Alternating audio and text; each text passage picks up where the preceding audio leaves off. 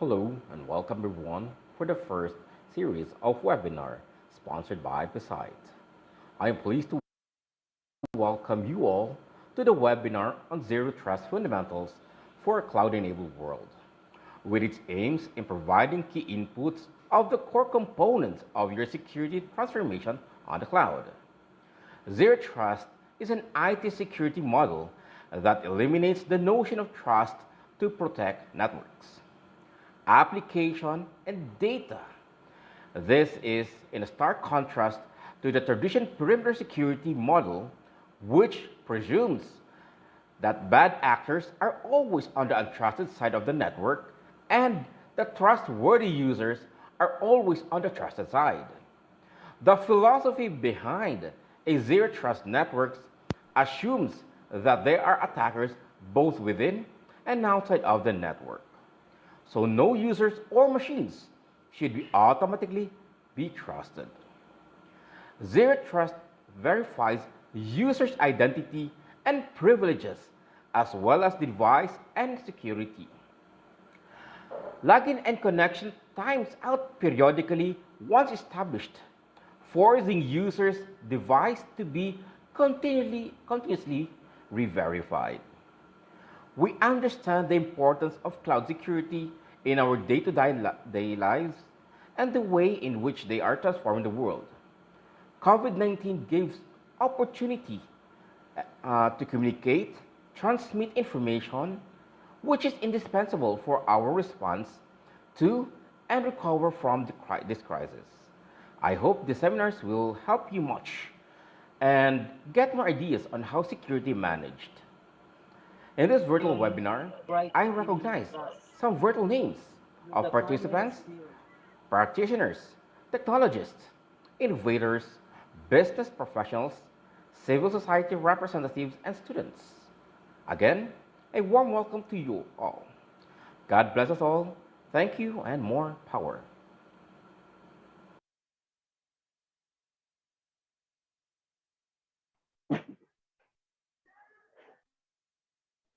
All right, so that's our PSIT Vehicle President, Professor Marnil Allen Sanchez. All right, so are you guys ready for today's webinar?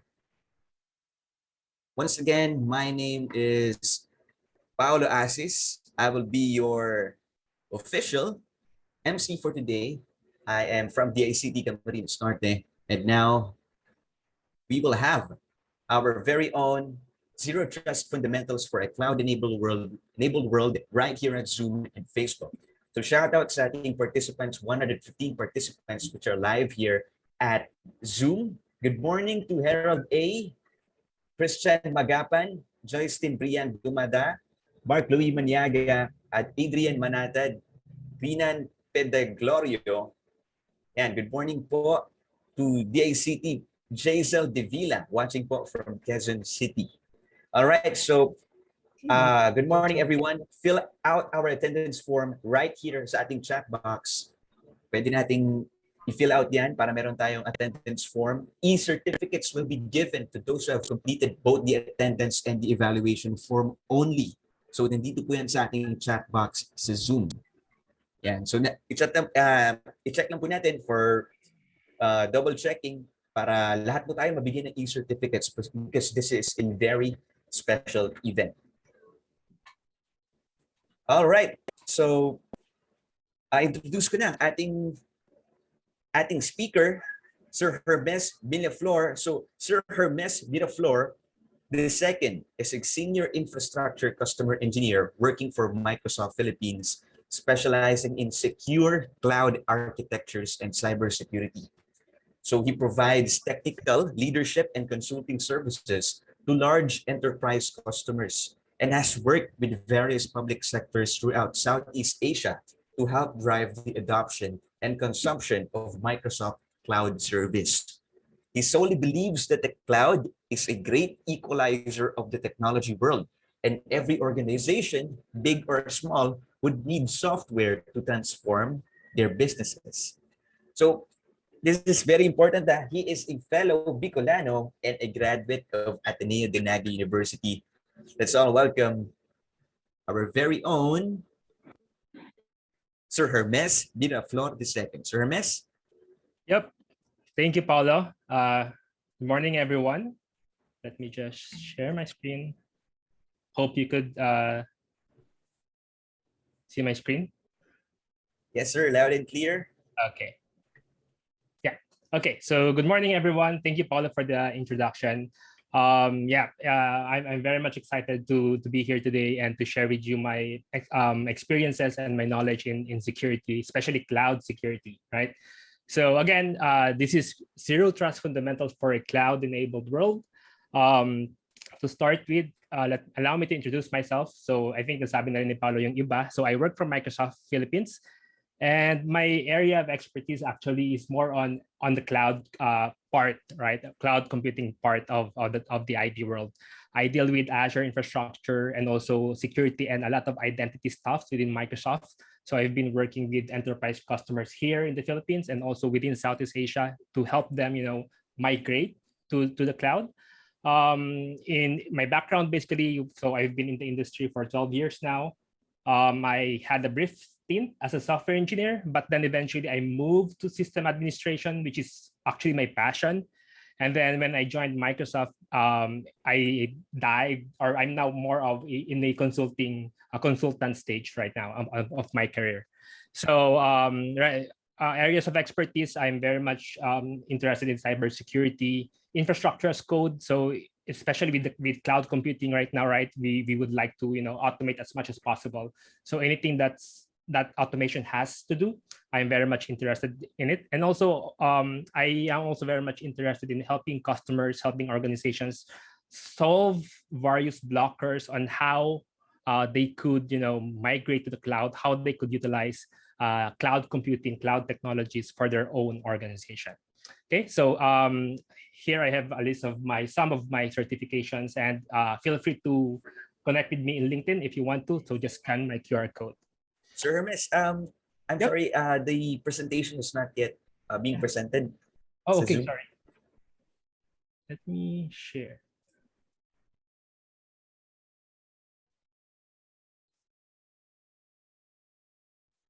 Yan, okay na ba? All right, okay na po, sir. Okay. So, yeah, so moving on. Welcome to our Zero Trust webinar. So basically, on this webinar for the next few hours, allow me to introduce you to the principle of Zero Trust. And we'll be understanding the key principles of Zero Trust and the different components of Zero Trust and basically why Zero Trust, right? And ano ba yung meaning ng Zero Trust? Bakit Zero Trust yung tawag sa kanya? And then later on, we will also be going through the different security standards, frameworks, and baselines that you could use or your organization could use or could reference to when it comes to implementing your own Zero Trust implementation within your chosen organization or companies, or even actually for your own personal lives. Okay. And then next up, we'll be going through actually a actual implementation of Zero Trust. So this one, I'll be talking more about how Microsoft implements Zero Trust for its customers. Ano ba yung mga solutions, yung mga tools na available na ino-offer ni Microsoft that could help organizations to apply the Zero Trust architecture. And then afterwards, also, I'll be dealing with some challenges or some, mga blockers on why it's kind of difficult for some organizations to apply the Zero Trust architecture. And then later on, after the discussion, I'll be giving time for some Q&A sessions. Okay, so if you have any questions, feel free to type them on the chat window, and then we will be addressing them later. Okay, so let's get started with Zero Trust. Zero Trust fundamentals. So in order for us to understand what Zero Trust is and how it came to be, it's important for us first to look back in the past, right? Saan ba siya nagsimula? And bakit ba, why did the IT world came up with this Zero Trust architecture? So let's look at the year 2007. In the year 2007, actually, there was this group of CISOs, or Chief Information Security Officers in the UK, that came up together, and parang they found out kasi that there's something lacking in when it comes to enterprise security. It was that time, it was just in the UK that they saw this problem. So they came up together, and then they basically called themselves as the Jericho Forum. And in 2007, they came up with what they called as the Jericho Forum Commandments. So these Jericho Forum Commandments, it's actually a report or a documentation of some security best practices that enterprises in the UK could use to help further secure their environment. Now, why is this important for Zero Trust? Because yung focus ni Jericho Forum was enterprises should have what they call a deperimeterized future. So this was, in this report, it was the first time that the term deperimeterized technology or deperimeterized security was first brought up. And this is actually the core foundation of Zero Trust architecture. Okay. Moving forwards, 2010. Forrester, which is a research company, first coined the word Zero Trust by introducing this paper titled Building Security into Your Network's DNA, the Zero Trust Network Architecture. Okay, so it was in 2010 that the word Zero Trust was introduced to the public, was published on the internet, and then that's when the IT community already started, using the term Zero Trust in enterprise security.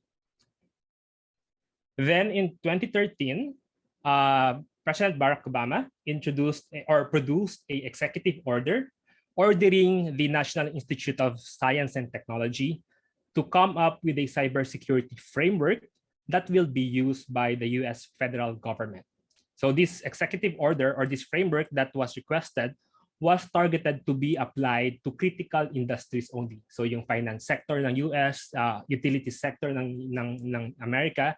So at that time, that was the only focus. And they would like to have a sound cybersecurity framework that will be applied on these industries. So the NIST organization then came up with the Zero Trust architecture as requested by this executive order.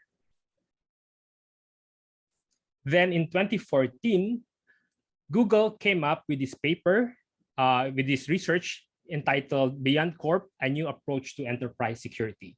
So this report basically details how Google is redesigning a typical enterprise network by removing trust from the network. Okay, so what do we mean by removing trust from the network? We will go through that later on. But why is this important in the history of Zero Trust? Basically, this is a very big milestone for Zero Trust because this was the first time that a major tech company like Google acknowledged that there is really something lacking in terms of enterprise security. They have acknowledged that Zero Trust is important. Zero Trust is the way to go towards having a secured network, a secured cybersecurity implementation within a particular organization. In the year 2017, the first book about Zero Trust was first published. So the first book was about Zero Trust networks, and it was published via O'Reilly. And then in 2021, just last year, there was again this executive order that was issued by the White House ordering all federal government in the US to apply Zero Trust architecture for all of the for all of their IT implementations within various states. So this is also a very big or a very important milestone for Zero Trust because not only is it applied to critical infrastructure, but all or everyone within the US government is now adopting Zero Trust. And it also helped in increasing the adoption of the Zero Trust concept or the Zero Trust architecture. Okay, so if you look at it actually very early pa, bagong-bago pa yung concept ng Zero Trust within the IT, within the cybersecurity world, right? So it was just produced a few years back. Now, with this, some might question, is Zero Trust a hype? If you look into cloud computing a few years back, diba, it's also quite a hot word, it's a buzzword na ano ba tong cloud computing, baka ano lang to, gawa-gawa lang naman, or baka hindi naman siya magbo-boom. And so right now, we are actually also in that stage when it comes to zero trust architecture. Ano ba tong zero trust na to? Baka eventually mawawala lang naman to in a few years, right? So there was this study actually, there was this research done by Gartner. So Gartner is a technological research company, it's a research and consulting company in the US. So what they do is they produce different kinds of reports and papers regarding the adoption of various kinds of technologies, right? And then one of the reports that they produce on an annual basis is what we call the hype cycle for cloud security. So here in this report, we can see basically the different kinds of technologies or cloud security technologies out there in the market, and they classify it across different categories from innovation trigger up to the plateau of productivity. So basically what this report shows is that anong stage na ba itong technology na to? Is it in a incubation stage or innovation stage pa lang? Wala pang nakakaalam, dinidevelop pa? Or marami na bang nag-adopt ng technology na to over time? Okay, so if you look into this report, Zero Trust Network Access, so this was the year 2020. Zero Trust Network Access was categorized inside what they call as the trough of disillusionment, right? So in this category, basically what this means is that many people or many IT professionals and cybersecurity professionals have already heard about Zero Trust, but there's still this confusion on what it really is and how it should be applied. So marami nang nakakarinig, but hindi pa rin klaro sa majority, right? And if you see here, right, this report was published on the year 2020. If we all remember, right, what happened at the early stage of 2020, there was a major pandemic, there was a major lockdown all throughout the globe. And if you correlate that here, it was also during that time wherein organizations, professionals were now looking at zero trust network access, because many people were now working from home. Enterprises were trying to establish hybrid remote work capabilities for their employees. They saw the importance of having a zero trust network architecture to protect, of course, their organization. Okay, so this was in the year 2020. Going back to year 2021, Zero Trust was now moved from the trough of disillusionment to slope of enlightenment. So what does this mean?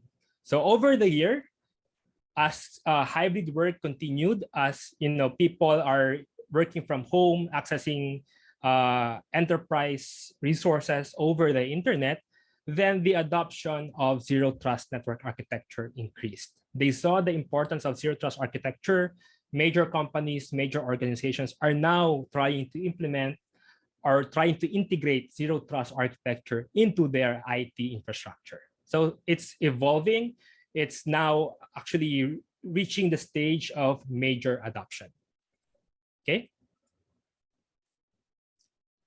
So also, why zero trust architecture? Why do we need the importance of zero trust architecture inside or within a particular organization? Mainly because there's a big disparity between organizations and what hackers see, what attackers see. So in my day-to-day job, as I talk to security experts, as I talk to CTOs, CEOs within various organizations, I sometimes ask them, how do you feel about the security of your organization? How do you feel about your cybersecurity framework? And most of them actually would say, we're pretty much secure. We purchased this new VPN, this new firewall device. We're using this antivirus software. We have this SIM solution that we use. So I think we're good. We're pretty much secure. So that's what sometimes most of the organizations view in terms of how they are or what's their cybersecurity posture right now. But if you look outward, actually, if you look or if you browse through the news for the past 18 months, still cyber attacks in the last 18 months are increasing. There, in one way or another, one company gets hacked, then the following week another company gets hacked. Customer data is very much sold out on the dark web, and also personal information sometimes also gets released to the public. So it's still, even though organizations see that they are secured, cyber attacks are still happening, right? And also in the view of attackers, going back to the IT organization, going back to enterprise security, they follow a lot of processes. Let's say for a application, before a application gets released to production, of course, may mga test muna yan. It goes through dev, UAT, and then eventually production. And then it's now it's now being used by various users. So there's a lot of processes that's being followed within a organization. But if you look actually, or if you actually look into the eyes of a hacker, of a attacker, there are no rules. They don't follow any rules. As long as may vulnerability silang nakikita, papasok-pasokin nila yan until such time na, of course, ma-penetrate nila yung buong ecosystem ng isang organization. Okay? So there's this big difference between enterprise view on security and also how attackers view security. Also, so there's actually this quote that I like, that I sometimes tell my customers as well. This was a quotation that was shared by Robert Mueller, a former director of the FBI, way back 2012. So sabi niya, there are only two types of companies: those that have been hacked and those that will be hacked, right? So, but actually, I mean, if you look at the cybersecurity world right now, what's happening right now with nation-state actors, a lot of criminal organizations trying to hack various countries, various organizations throughout the globe, this quotation actually does not anymore apply. Instead, this should be rephrased a little bit. And this one actually is much more better in my opinion. So sabi ni, this one was shared by Dmitry Alperovich, which is a Russian-born American computer security industry. So sabi niya, there are only two types of companies: those that have been hacked and those that don't know that they have been hacked. Okay, so see the difference between those two quotations. I think the message here is very clear, right? So the message is that no one and no company is immune to cyber attacks, right? So kahit gaano pa kaganda yung infrastructure mo, kahit gaano pa ka, bagong software, bagong applications yung ginagamit nyo, bagong hardware pa yan, still you are susceptible to any kind of cyber attacks, right? And in one way or another, it might not be now, but it could be in the future, you will surely get hacked. Okay, so how do we now remediate this problem? How do we fix this problem? Here comes zero trust, the zero trust security approach, or the zero trust architecture. Okay, so before we understand what zero trust is and what is the capabilities of zero trust, let's first look at the current implementation of a traditional IT infrastructure, right? So if you're working in an organization, for example, most likely ito yung conceptual model of how the networks are designed, right? So on your right, we have what we call the trusted network. So this is the private network, the network wherein usually your employees work. You connect to access corporate email, to access file shares, to access servers. So this is the corp network. And majority, or most probably, this is what we consider as a trusted network. Any device, any identity that we that try to connect from this network, or are able to connect to this network, we assume is secured, right? It's a trusted network. On your left, of course, would be the public network, or the internet. Of course, with the advent of cloud computing, kasi organizations are not anymore restricted within the internal network, within the private network. Users, employees are now able to connect, or are now able to work using the public network, or connecting via the internet. Of course, they can also work wherever they are. or whatever device they are using. They could even work from using their smartphones instead of a laptop. So I mean, the cloud changes the entire way on how employees work, and majority or most of the employees would be also working from the public internet, and some would also be working from the private network. Now, in the middle stands the DMZ, or the demilitarized zone. So basically, this is where the resources are provisioned so that we could allow users coming from the public network to connect to the private network, right? So ito yung common topology na meron tayo within companies. So to put that into a actual implementation, so this is how a parameter-based security is commonly